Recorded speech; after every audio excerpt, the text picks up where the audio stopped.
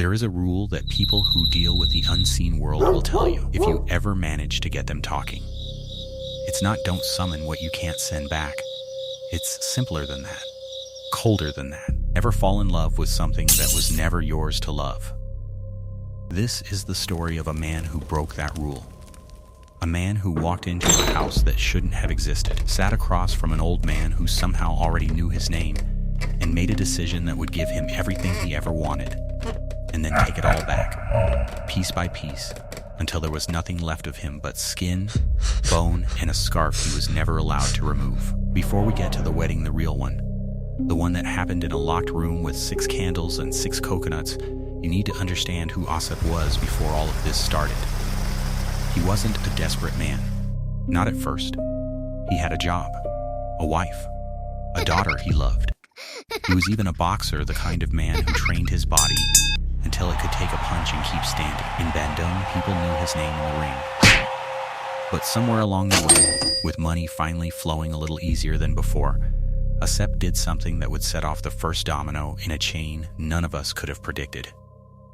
He started seeing another woman, a hostess, working nights at a hotel called Melati. And somebody there's always somebody told his wife exactly where to find him. She didn't scream. She didn't confront him in the street. She waited. One night after they had been intimate, after the lights were already low and his guard was already down, she did something to him that no man walks away from. Barely, he was rushed to the hospital, operated on, and when the bandages finally came off, the doctors confirmed what everyone feared. He would never be the same man again.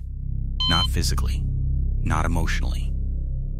And 2 days later, sitting across from his best friend, the man telling me this story right now, Asep said something that should have been a warning sign for all of us.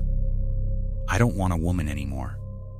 I want to marry a jinn. His friend, let's call him Ruli, because that's his real name. And he's not hiding from this story, tried to talk him out of it. Don't do that, he told him. You'll lose yourself. Asep wouldn't hear it. Prophet Solomon married a jinn too, he said. He was a prophet, Ruli reminded him. You're not. It didn't matter. Asep had already made up his mind. Heartbroken, physically shattered, and convinced that the human world had nothing left to offer him, he decided the unseen world might treat him better.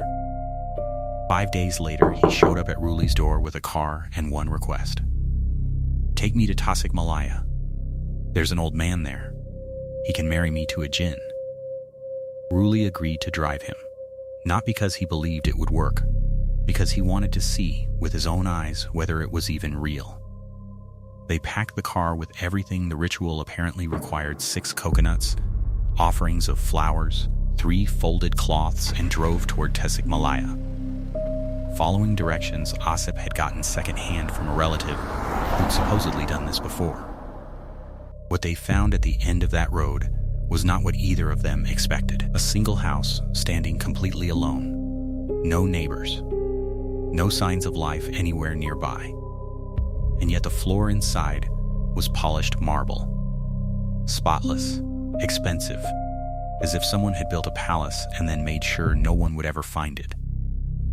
They waited in a small, open sitting room, smoking, saying nothing, for nearly half an hour before they heard footsteps behind the house. An old man appeared, a headscarf tied at his forehead, folded into a sharp triangle, and before either of them said a single word, before Ruli had even introduced his friend, the old man looked directly at them and asked, "What's your purpose in coming here?" Ruli felt something cold settle in his chest, not because of how the old man looked, because of how he sounded. Perfect Indonesian, not the regional dialect of that part of West Java. Not a single trace of an accent that should have been there. You're not an ordinary person, the old man said, before either of them could answer. He hadn't asked who Asep was. He hadn't asked why they'd come. He already knew. The old man, Aki, as they called him, sat the two of them down and laid out the terms as calmly as a lawyer reading a contract nobody could negotiate. If you marry one of them, he said, looking at Asep, you need to understand the consequences. If you have a child, and that child is born looking like her people, You'll have to follow it into their world when it comes of age. If the child looks human instead, it will be born disabled, slow, broken in some way. Second, you need a purpose, knowledge, or wealth.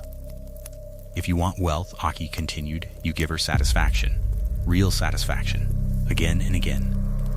Asep, confused, asked him to explain plainly. If you want your bed filled with gold, the old man said, you must be intimate with her 7 times in a single encounter. He added one more detail, almost as an afterthought. Her kind are always virgins. Always, and once the marriage is sealed, you'll be given a mark, a sash. It will always be neatly tied, always pressed like it was just ironed. You'll never see it wrinkled, not once. Asep agreed to everything, every clause, every warning. He needed a witness. He chose Ruli, and Ruli, still telling himself he needed to see proof before he believed any of it, said yes. At exactly 4:30 in the afternoon, the 3 of them entered a private room. 6 candles, 6 coconuts.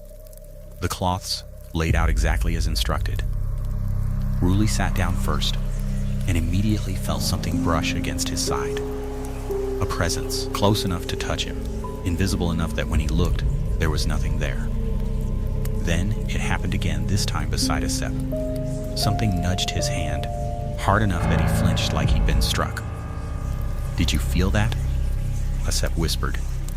Did you see it? Ruli had seen something. A shape, vague, shifting, the silhouette people in that part of the world call a genderuwo. It moved toward Asep, brushed against him, and then retreated, sinking backward into the wall like the wall itself had swallowed it. Aki turned to them with one final question. Did you bring a photo of a woman? If you didn't, you're going to be shocked. You might even lose your mind for a moment. Asep had come prepared. 2 photographs. He handed one over. Ruli, half joking, half terrified, teased his friend about which photo he'd chosen. But when Aki saw the second photograph in Asep's bag, a picture of a woman who had already passed away, his expression changed completely. Don't ever bring the photo of someone who's already gone, Aki said quietly. No one had told him. No one had explained who was in that photo, or that she was dead. He simply knew. They used a different photograph instead, a small picture of a woman named Eva, a friend of Asep's estranged wife. It was placed inside a clay vessel, and the ritual began. While the ceremony continued behind closed doors, something happened to Ruli that he still can't fully explain. He was called by name into a second room he hadn't even known existed. Ruli, come in. The voice was a woman's voice. He assumed, without thinking twice, that it belonged to someone in the house. A relative, a servant. It wasn't until he was standing inside the room and his eyes adjusted that he understood what he was looking at. Women, seated in a row, like they were waiting for something. Beautiful, impossibly beautiful, dressed like something out of an old painting. And then his eyes moved down. Their legs weren't human. He froze. Every instinct told him to run. But before he could move, one of the figures reached toward him and placed something in his hands. A green scarf. She didn't speak with her mouth. Her lips never moved. But somehow the words arrived in his mind anyway, as clear as if she'd whispered them directly into his ear. Wear this when you need it, Ruli. If you ever want something, wear this cloth. And I already know the way to use it. He tied it, without fully understanding why, to a piece of wood, a small charm meant to keep himself from ever being tempted to use its power for his own gain. He still has it today. When Ruli finally stepped back outside, Aki and Asep were already searching for him, calling his name into the dark. Astagfirullah, where did you go? Aki asked, relief and something like unease crossing his face at the same time. I was called inside, Ruli said. I was given this. Aki looked at the scarf in his hands and simply said, you were chosen. Don't misuse it. But it was Asep's face that told the real story. His cheek was swollen badly, like he'd been struck twice, hard, by something with tremendous force. What happened to you? Ruli asked. I got slapped, Asep said quietly, staring at the ground. Not by the old man, by her. Ake only offered one line as they walked back to the car. Never regret what you've chosen. Because this was your decision. At first, Asep tried to explain it logically, and Ruli tried to accept it logically. But logic doesn't survive long around a man who suddenly owns things he had no way of affording. Weeks after the wedding, Asep called Ruli again, this time to help him sell gold. Not jewelry, not coins. Raw gold, cut into bars, wrapped inside a plastic grocery bag. The shop owner tested it, confirmed it was genuine, and offered 50 million rupiah on the spot for a single bag. Asep explained where it came from, almost casually, like he was describing a paycheck. Every time he and his spirit wife were intimate, truly intimate, exactly as instructed, flowers would appear on the bed. And by morning, those flowers had transformed into whatever he'd silently wished for while it happened. Gold, cash, it didn't matter. The wish became the object. Ruli had seen it himself once.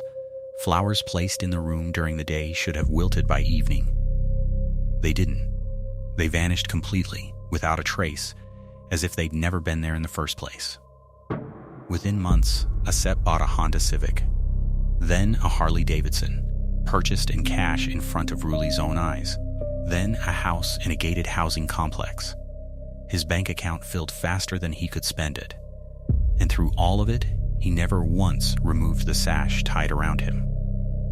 Ruli started to notice other signs, too, the kind that only someone who'd been that close would ever catch. Asep's voice had changed, a slight nasal buzz that hadn't been there before. He kept absent-mindedly touching his own shoulders, as if brushing something off that only he could feel.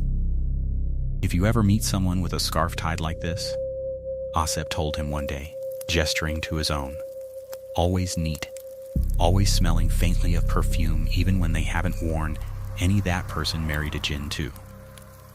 The wealth kept coming, but so did the rules, small, strange, unbendable rules that Asep never explained and never broke. He was never in a hurry to leave in broad daylight.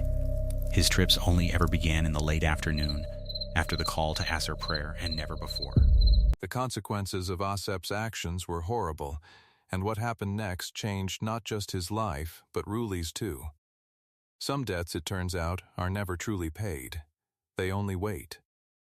We'll be covering all of it in Part 2, what Asep discovered too late, and the price that finally came due. If this story kept you on edge, hit subscribe and turn on notifications so you don't miss it. Drop a comment below if you've heard a story like this from your own hometown. Some of the best cases we cover come straight from viewers like you. And if you want to support the channel and help us keep bringing these stories to life, consider liking this video and sharing it with someone who loves a good chilling tale. Part 2 is coming soon. Stay close. Stay careful.